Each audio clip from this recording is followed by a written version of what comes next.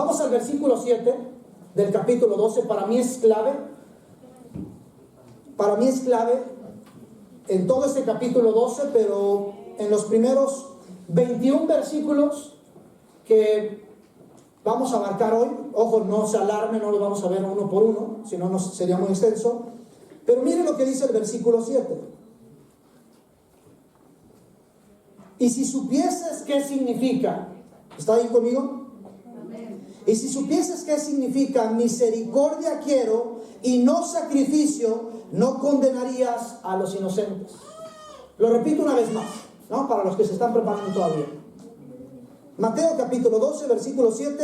Y si supieses qué significa misericordia quiero y no sacrificio, no condenarías a los inocentes. Estas son palabras de Jesús. Ahora, para mí es el verso clave.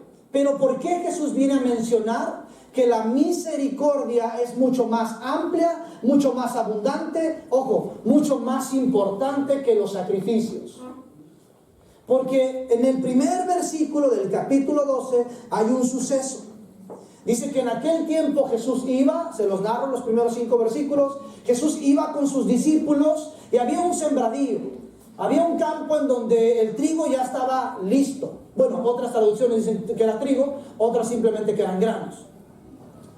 Pero nos quedamos con esta interpretación que era el trigo. El trigo ya estaba listo.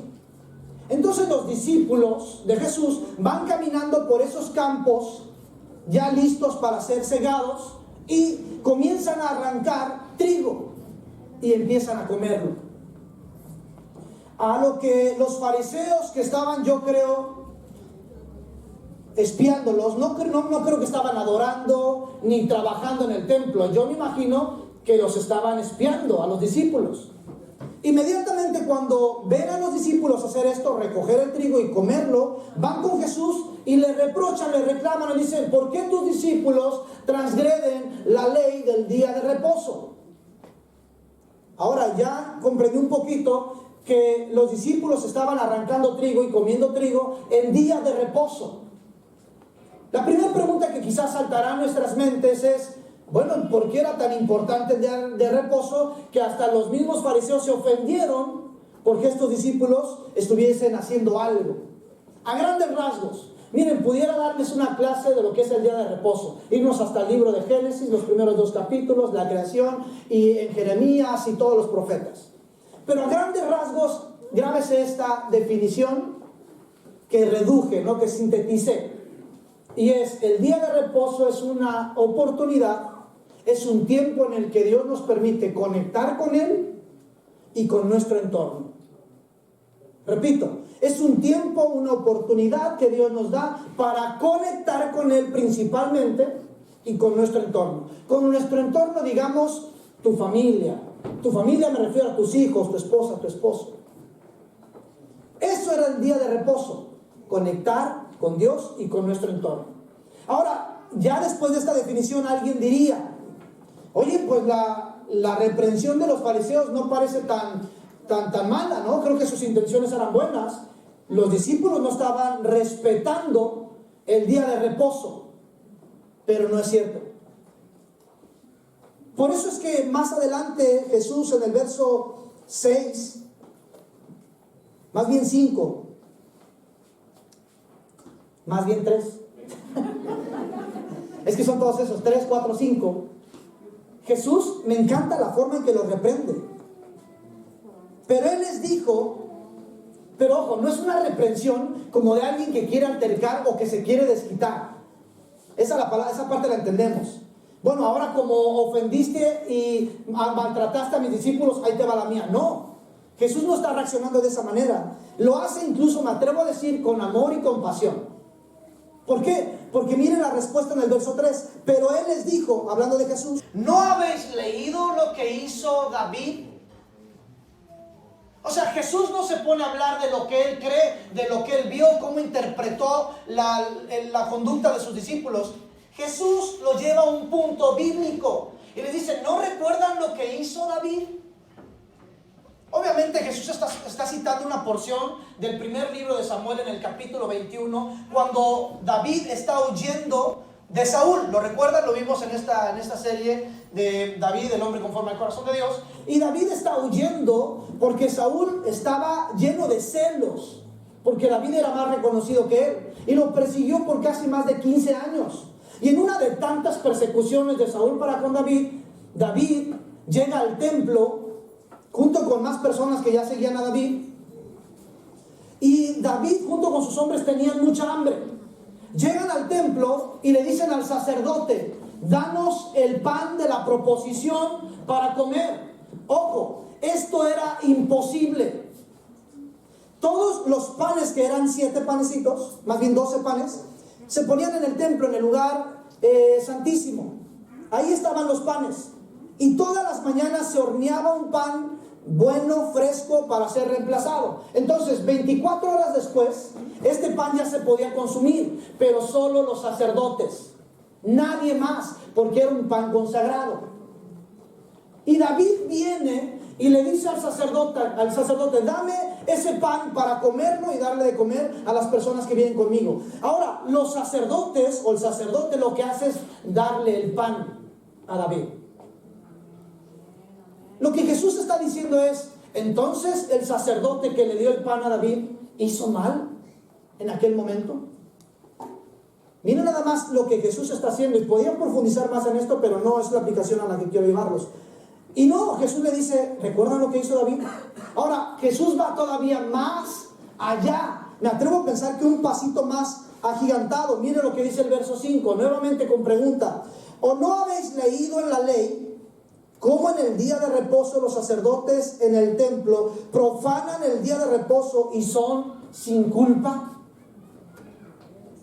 Jesús, miren, me encanta la forma de Jesús de abordar o responder preguntas que siempre tenían la intención de, digamos vulgarmente, de ponerle un 4, ¿no?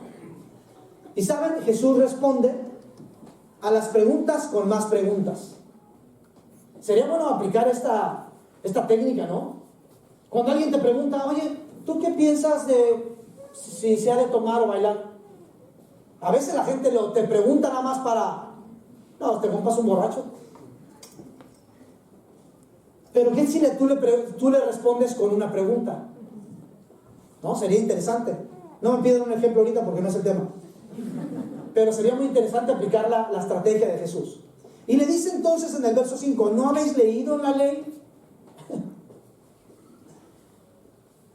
Jesús le está hablando a los fariseos. Ojo, estos hombres que se sentían, porque hasta el mismo nombre es puro, santo, apartado.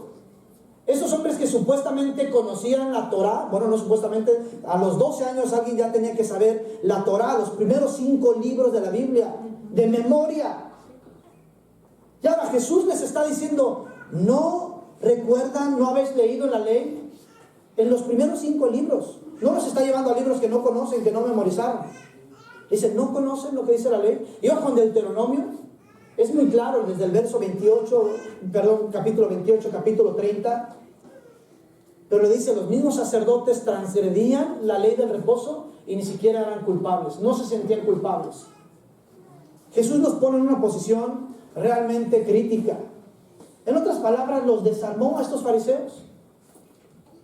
Pero miren, hay 2 declaraciones muy fuertes que Jesús hizo. Yo no sé si los fariseos la captaron, pero son muy fuertes. Miren lo que dice el verso 6, acompáñenme con su mirada. Pero os digo que uno mayor que el templo está aquí. Jesús les está diciendo: uno mayor que el templo está aquí. Miren mi interpretación de este versículo es: Jesús les está diciendo: ustedes veneran tanto el templo y los rituales, pero yo soy mucho mayor que sus rituales y que el templo. Entonces, a mí tendrían que rendirme adoración. Para mí es una declaración que de verdad ya estaba llevando a los fariseos al punto de ebullición, del coraje. Y ahorita lo vamos a ver por qué. Pero miren lo que hace en el verso 8. Porque el Hijo del Hombre es Señor del día de reposo. O sea, ustedes están tan preocupados por defender un día de descanso, pero yo soy el dueño del día de descanso. O sea, es como si tú fueras a una fiesta, invitado, ojo, invitado, y le dijeras al dueño de la casa y al festejado y al que, digamos, decoró toda la fiesta, y tú le digas, no, ¿sabes qué? Esa decoración no va, tienes que mover aquí los globos, aquí van las sillas, el mantel tiene que ser rojo. No, te corren. O sea, Jesús casi le está diciendo a ellos, ¿me quieres hablar a mí del día de reposo? Yo soy el dueño del día de reposo. Ahora, ojo, nada más para aclarar algo, solo para aclararles algo. Los discípulos no hicieron nada malo, ¿eh? Recuerden que los fariseos fueron con Jesús y le dijeron, tus discípulos están transgrediendo la ley del reposo. Pero los discípulos no hicieron nada malo. Porque en Deuteronomio, precisamente en el capítulo 23, capítulo 28, hay una especificación muy clara sobre cómo guardar el día de reposo. ¿Y qué creen? Eso de tomar grano y llevarlo a la boca era permitido en el día de reposo. ¿Pero para quiénes? Solamente para las huérfanas, para los huérfanos, para las viudas, para los pobres. Y podían ir y tomar un poco de grano y llevarlo a la boca. Eso era legal, era permitido. Había cierta flexibilidad en cuanto a esos rituales. Entonces los discípulos no hicieron nada malo. Pero obviamente lo que los fariseos estaban peleando es, no lo estás haciendo a mi manera. Miren, ahí les va un dato perturbador, dice mi compa Luisito Comunica. O sea, en los 10 mandamientos, guardar el día de descanso ocupa el cuarto lugar. Solo uno de 10 mandamientos dice, guardarás el día de reposo. No vamos a hablar del reposo porque Marta ya lo hizo en la semana pasada, ¿no? Cuando hablamos del descanso y demás. Pero ojo, los fariseos tenían 600 mandamientos agregados a este mandamiento del día de reposo. O sea, si tú cargas algo con tu mano izquierda, ya es pecado. Pero si la cargas con la derecha, no es pecado. Si tú quieres jalar una caja en tu casa, porque en el día de reposo se supone que no tenías que hacer nada, y si tú querías jalar una caja, ya era pecado. Pero si te amarrabas un lazo en la cintura y después ese lazo lo amarrabas en la caja y tú te echabas para atrás, no es pecado. Uno dice, qué tontería, ¿no? Pero sabe que en el mundo religioso, en el mundo de la iglesia, y perdón, pero aquí nos incluimos muchos de nosotros, pareciera que a veces pasa lo mismo. Estamos tan aferrados a nuestras formas de interpretar la iglesia, a nuestras formas de interpretar la escritura, que cuando alguien hace algo que yo considero inapropiado, pienso que está en pecado. Pero no, puede ser religiosismo.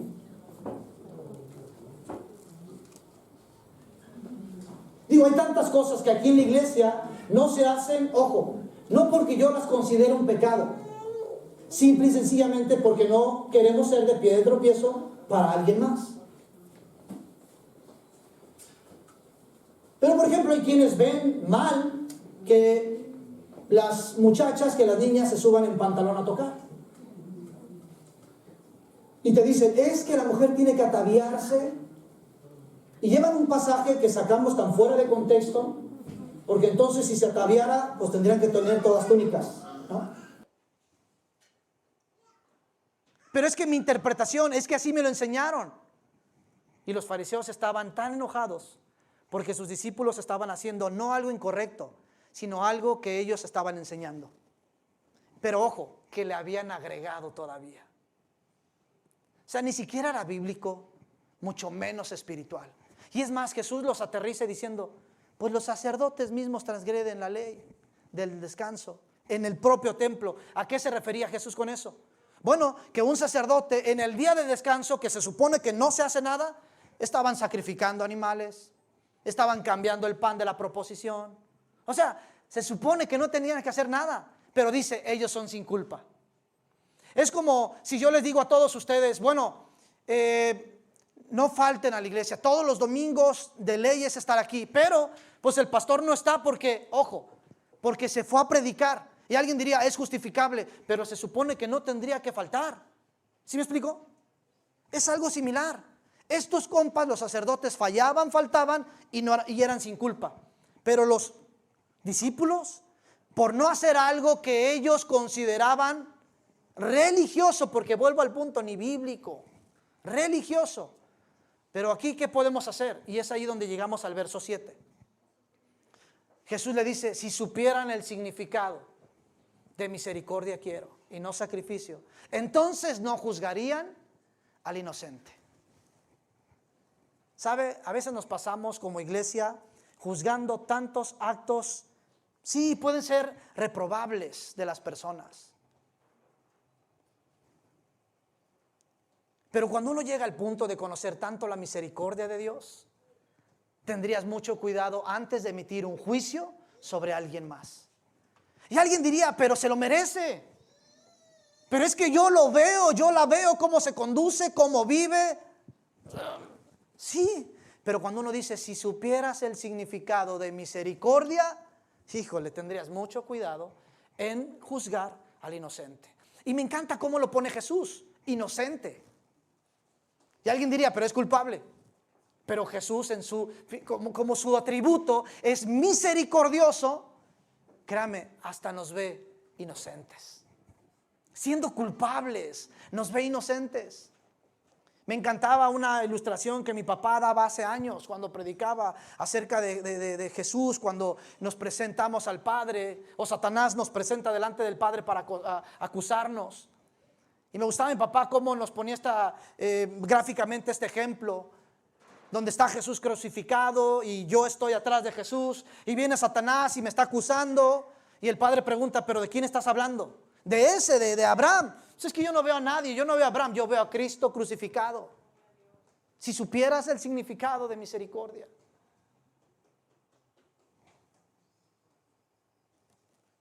Y los versículos casi finales, porque ya estoy aterrizando, dije que no iba a tardar mucho. Los versículos finales, miren, se pone todavía más intenso. Más intenso. Esta porción está difícil de digerir, ¿no? Mire, del 9 en adelante. O sea, ya tuvieron ahí los fariseos, porque Jesús no, vuelvo a repetir. Jesús no reaccionó de manera impulsiva. ¿Por qué? Porque les estaba hablando de la misericordia. Pero entonces, terminando ese conflicto, que yo quiero pensar que los fariseos se quedaron bien enchilados, dice que entonces en el verso 9, vino a la sinagoga de ellos. Ya no está en un campo, ahora fue a su casa, a la iglesia, a su templo, donde los fariseos ejercen autoridad, donde los fariseos son los buenos, donde sus chicharrones truenan. Y dice que Jesús llega ahí mero. Y he aquí, verso 10, había allí uno que tenía seca una mano. Y los fariseos le preguntan a Jesús, ¿es bueno sanar a un enfermo en el día de reposo? Ahora alguien diría, ay, qué cosita. Los fariseos están preocupados por el enfermo. No están preocupados por él. Ahí claramente nos dice que los fariseos querían ponerle un 4 nuevamente a Jesús. No estaban preocupados en lo más mínimo en la enfermedad de este hombre. Dicen, la mano seca, podemos decir que se refiere a que la tenía tiesa, ¿no? Como pegada aquí al cuerpo. ¿Y por qué lo digo? Porque después le dice que la estire, ¿no? Ahora miren, esto es mío, esto no lo dice la Biblia, yo lo estaba leyendo en la semana y casi me lo imaginé así. Permítamelo imaginar con usted. Yo quiero pensar que quedaron tan enchilados del primer round, ahí en el campo, que entonces dicen, Jesús viene al templo. Y los fariseos hacen ahí bolita y hacen complot. Dicen, ¿te acuerdas del tullido ese? Ese compa que está fuera del Oxxo, el que tiene la manilla así. Sí me acuerdo. Llévalo al templo. Y ahí le vamos a poner un 4 a Jesús. Miren, no lo dice aquí, pero eran tan malvados esos fariseos que la verdad no creo que me equivoque, ¿eh? Y entonces lo ponen ahí y muy compasivos. ¿Será que podamos, Jesús? Pero yo Jesús, míralo, Padre, podemos sanarlo, Señor. Así casi me imagino a estos compas que casi lo convencen, ¿no? Y otra vez Jesús, nuevamente Jesús respondiendo, ¿cómo? Con una pregunta. O sea, Jesús no se apresuró para decir, no, claro, ahorita lo sanamos. como muchas veces somos bien arrebatados para responder. Yo he estado aprendiendo eso, sobre todo cuando tiene que ver con dinero, ¿no?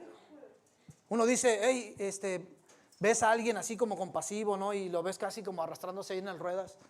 Y así. Y tú, no, ese compa así, no, 200 varos, ¿cuál 50, 200? Y dices, pues mira, quién sabe, a lo mejor este compa hasta se está haciendo el locochón y me va a sacar 200 varos que a mí me van a hacer falta. Y entonces le digo a Dios, ¿qué onda? ¿Voy a pecar si no los doy o cómo está el show? Y a veces suelto y a veces no, porque estoy aprendiendo. ¿Y qué estoy aprendiendo? Pues que yo nunca le voy a ganar a Dios a ser más compasivo. Y a veces Dios permite que haya personas en una situación porque Él quiere tratar no con la economía ni con los bienes materiales, sino con el corazón. Pero esa es otra historia. Y este compa que estaba en el Oxxo, no estaba en el Oxxo, pero así me lo imaginé. Y le dicen, Jesús, ¿podemos sanarlo? ¿Será bueno que podamos sanarlo en el día de descanso? Y miren nada más lo que responde Jesús. Él les dijo, verso 11, ¿qué hombre habrá de vosotros que si tiene una ovejita y se cae en un hoyo, no va y la saca? Yo creo que todos los fariseos dijeron, chispas, hay cámaras en todo el territorio de Israel, nos están observando. ¿Por qué creen?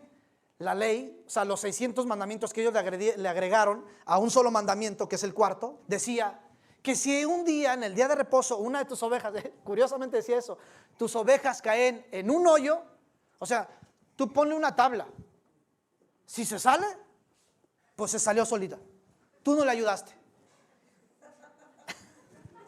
O sea, qué loco. Jesús no está hablando tonterías, Jesús está hablando las costumbres que ellos tenían. Y le dice, entonces, pues no es lo mismo que si se les cae una ovejita, no van y la sacan. Los fariseos no sabían qué decir, porque eran los primeros que iban a ponerle su tablita para que se subiera. Y entonces mire, continúa ahí.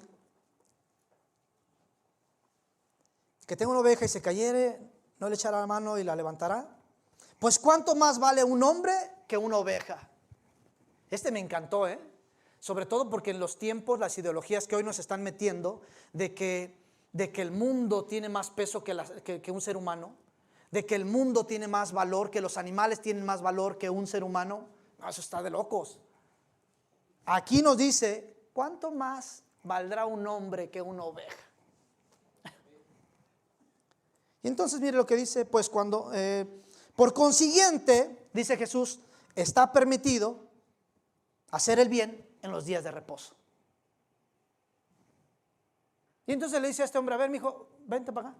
Ahora, Marcos, híjole, lo expresa mejor, Marcos se encarga de darnos una interpretación bastante detallada, que es en el capítulo 3 del 1 al 6, en Lucas también, pero Marcos, o sea, básicamente Marcos dice que Jesús iba pasando casi por todo el salón, dando vueltas, y miraba a los ojos a los fariseos. O sea, yo quiero pensar que no retándolos, no, con compasión, como diciendo, estos compillas tan babies. Y dice Marcos que pasaba, se paseaba y les dijo, está permitido hacer el bien en el día de reposo. O sea, hacer el bien en esos momentos en donde tu religiosidad está luchando, dice, hacer el bien está por encima de tu religiosidad. Pero es Halloween, ¿cómo le voy a dar dulces a los niños? Me metí en un tema acá escabroso, Pero ustedes, ¿qué harían? Pero es que muchas veces nuestra religiosidad puede ser más fuerte que nuestra compasión. Miren, pasó una vez, estaba yo con perdón, sé que lo va a ver esto, pero estaba yo con una persona y precisamente fue un Halloween, ¿no? Recuerdo que estaba, ya iba a decir el lugar, no, a lo mejor va a estar más, me voy a descubrir más, pero estaba en una plaza, ¿no? Y con una persona que yo sé que lucha mucho con todas estas cuestiones de tradiciones, de religión, de lo que me enseñaron hace años, de los estudios que me dieron y lo que tienen tan arraigados, que vuelvo al punto, muchas veces ni siquiera está en la Biblia. Pero como era una enseñanza tan profunda que nos dieron, que la hemos atesorado. Y me acuerdo que esta persona, estaban ahí y llegan unos niños a pedirnos dulces. Que para esto, ojo, yo traía una paleta, no por Halloween. Simplemente traía una paleta que me traje de mi casa. Y estábamos ahí parados, estábamos esperando a otra persona. Se nos acercan los niños, creo que eran 2, 3 niños, y nos dicen, pues, un dulcecito, no hay por Halloween, bla, bla, bla. Y este amigo mío simplemente dijo, no niños, eso es del diablo y yo no participo en esas cosas. Está bien, está bien, yo respeto eso. Yo agarré mi paletita y le dije, mira, pues nada más traigo una. La parten en 3 y se avientan un pedacito cada quien. Ahora, ¿por qué? Simplemente porque yo no quería mostrarles a unos niños que quizás no entienden nada de religión, a un Jesús que sí puede ser compasivo. Aunque como tal no le dije, esto es de parte de Jesús. No. Bueno, sí, de Jesús Abraham, ¿no? Pero tengan mucho cuidado. Sé que son temas muy fuertes y me siento tentado a poder ahondar más en esto. Pero lo que Jesús está haciendo es llevarlos nuevamente al punto del verso 7. Si supieran el significado de misericordia quiero y no sacrificio, entonces no juzgarían al inocente, no condenarían al inocente, que es peor que juzgar, O sea, condenar es peor que juzgar. O sea, juzgar es cuando uno dice, de seguro te va a ir mal. No, condenar es, te va a ir mal. Así, te vas al infierno, ya estás en el infierno, es más. De ahí ya no puedes salir, Tengamos mucho cuidado. Jesús tocó un tema muy fuerte y miren lo que hace entonces. Verso 14. Y salidos los fariseos, tuvieron consejo contra Jesús. ¿Para qué? Otra traducción dice para matarlo. Ya de plano los fariseos se juntaron y dijeron, ¿sabes qué? Vamos a matar a este. ¿Por qué? ¿Porque realmente estaba violando la ley? No. Porque simple y sencillamente no iba de acuerdo con las doctrinas y enseñanzas que estos fariseos habían estado enseñando, pero ojo, que ni siquiera practicaban. Porque muchas veces el Señor Jesús les dijo, imponen cargas al pueblo que ni siquiera ustedes llevan. Miren, una forma en la que creo que este 2022 podemos experimentar un avivamiento en nuestras vidas. ¿Recuerdan avivamiento qué es? Es un proceso de despertar a lo divino. Y un avivamiento que podemos experimentar en nuestras vidas es pidiendo más misericordia de Dios. Un hombre, la verdad no recuerdo el nombre de esta persona, pero es un escritor famoso. Él dijo, a mí me enseñaron a juzgar en la iglesia. Lo repito, porque está como para que... A mí me enseñaron a juzgar en la iglesia. A veces somos tan buenos para hablar de las cosas que no estamos de acuerdo, pero ojo, pero ni siquiera revisamos si son bíblicas. Simplemente porque yo las escuché, simplemente porque alguien las dijo, alguien que habla muy bien. Pero hay que pesarlo todo, dice Santiago, hay que pesarlo todo. Y aquí Jesús está llevando a un plano muy fuerte a los fariseos. Pero ojo, no los está destruyendo, ellos sí pensaron en destruirlo, Jesús no. Simplemente les está diciendo, despierten a la misericordia. Es la oración. La compasión, la misericordia de Dios lo está moviendo para decirle a los fariseos, despierten a la misericordia. Despierten a la misericordia. Filipenses capítulo 4, verso 4, 5, específicamente el 5, un versículo que me encanta. Dice que nuestras buenas obras sean conocidas por todos. El Señor está cerca. ¿Escuchó? Que nuestra amabilidad sea conocida por todos los hombres. El Señor está cerca. Note que está poniendo una parte final, dice, la venida está cerca, y no dice, prediquen más, oren más, ayunen más. No estoy diciendo que esté mal, No, dijo que su amabilidad sea conocida por todos. Mira nada más en dónde pone la misericordia, la amabilidad. Pudo haber dicho, oren más, lean más, ayunen más, vayan más a la iglesia, porque la venida está cerca. Pero dijo, que su amabilidad sea conocida por todos los hombres. El Señor está cerca. Alguien pensaría que tratar bien a los demás no es dar testimonio, pero es el mejor y poderoso testimonio que podemos darle a la humanidad. Y vuelvo al punto, no estoy diciendo que no predique, que no ayune, que no ore, hágalo, yo lo hago. Y se los he dicho anteriormente, recientemente. Alguien que ha inspirado a mi vida para buscar a Dios de manera insistente y constante es mi esposa Marta. O sea, por años yo la he visto. Y quizás ella nunca nos va a hablar de esto, y a lo mejor en su momento nos puede ayudar a cómo desarrolló hábitos y demás. Pero yo la he visto por años, o sea, estamos hablando de 3, 4 años quizás, que yo la he visto todas las mañanas, al menos la gran mayoría de las mañanas, levantándose primero para leer. Y lo hemos visto en Facebook, ¿no? Nos avienta ahí sus reflexiones buenas también. Y por último, ya para finalizar, los últimos versículos del 15 al 21. Los leo rápidamente. Dice, sabiendo esto Jesús se apartó de allí y le siguió mucha gente y sanaba a todos. Y les encargaba rigurosamente que no le descubriesen para que se cumpliese lo dicho por el profeta Isaías. Cuando dijo, he aquí mi siervo a quien he escogido, mi amado a quien se agrada mi alma, pondré mi espíritu sobre él. Y a los gentiles anunciaría juicio. No contenderá ni voceará, ni a nadie oirá en las calles su voz. La caña cascada no quebrará y el pábilo que humea no apagará, hasta que saque a victoria el juicio, y en su nombre esperan los gentiles. Básicamente está cerrando las 2 escenas que presentó en el campo con los fariseos, en la sinagoga con los fariseos, y les está diciendo, Él es el ungido, Él es el escogido. En pocas palabras, Él es la misericordia.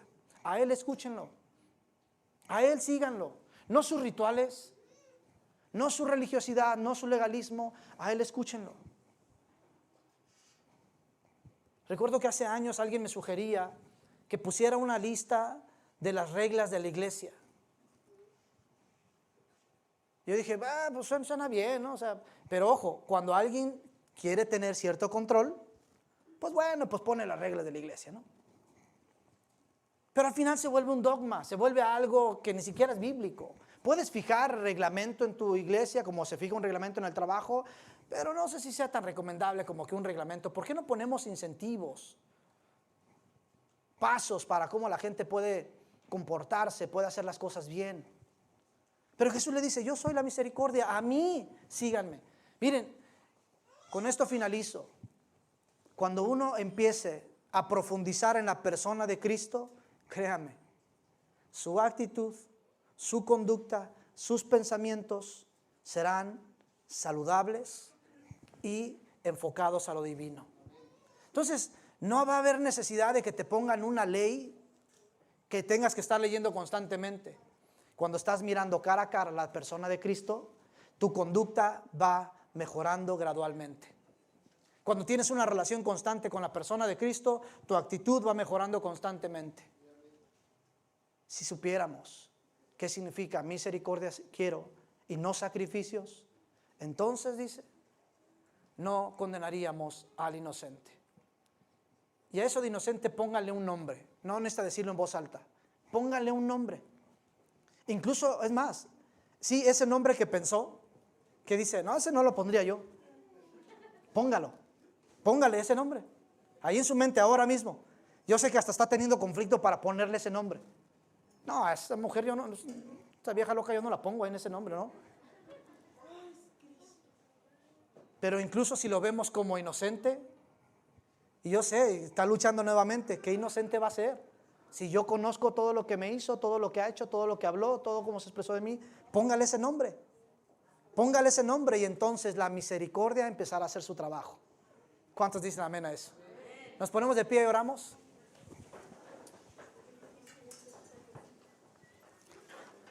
Padre, bueno, muchísimas gracias por tu palabra. Fue un tema muy, muy difícil, pero sabemos que es necesario.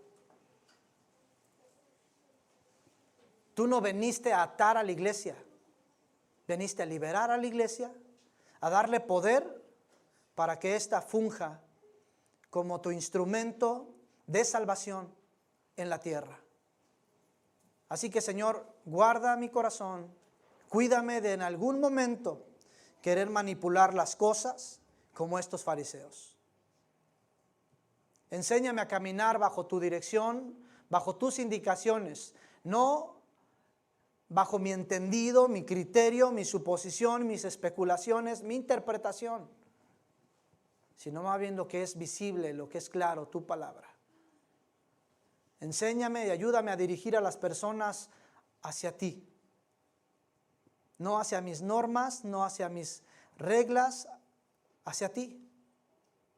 Porque es entonces cuando personas caminando de tu mano y de tu lado, una iglesia será purificada, una iglesia será saludable, una comunidad será alcanzada, un estado será desafiado, un país será transformado.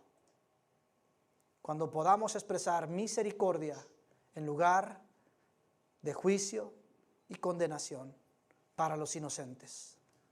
En el nombre poderoso de Jesús. Amén y amén.